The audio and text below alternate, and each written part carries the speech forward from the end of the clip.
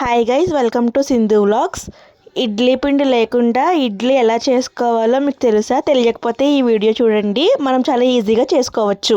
ఫస్ట్గా ప్యాన్ పెట్టుకుని ప్యాన్లో ఆయిల్ వేసుకుని మినపప్పు, శనగపప్పు, జీలకర్ర, పెద్ద టమాటోస్ని 3 టమాటోస్ని చిన్న ముక్కలుగా కట్ చేసుకుని కొత్తిమీర, పచ్చిమిర్చి వేసుకుని బాగా మగ్గించుకోవాలి.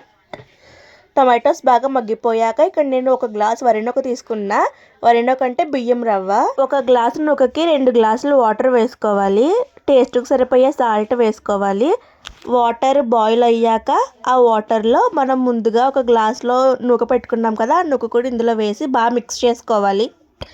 నూక వేసాక ఒక 2 మినిట్స్ ఆ నూకని బాగా కుక్ చేసుకోవాలి. దాని తర్వాత కొంచెం లూజ్గా కన్సిస్టెన్సీ ఉన్నప్పుడే మనం ఇడ్లీ ఎలా అయితే పెట్టుకుంటామో అలాగా ఇడ్లీ పాత్రలోకి ఒక్కొక్క గరిటె ఇడ్లీలా వేసుకొని ఆవిరికి ఉడికించాలి. ఇడ్లీ ఎంతసేపు అయితే ఉడికిస్తామో అంతసేపు దీన్ని కూడా ఉడికించడమే. ఎప్పుడు రొటీన్గా ఇడ్లీ ఉప్మా చేసుకుంటే ఇది ఒకసారి ట్రై చేయండి. Please subscribe our channel. Bye guys.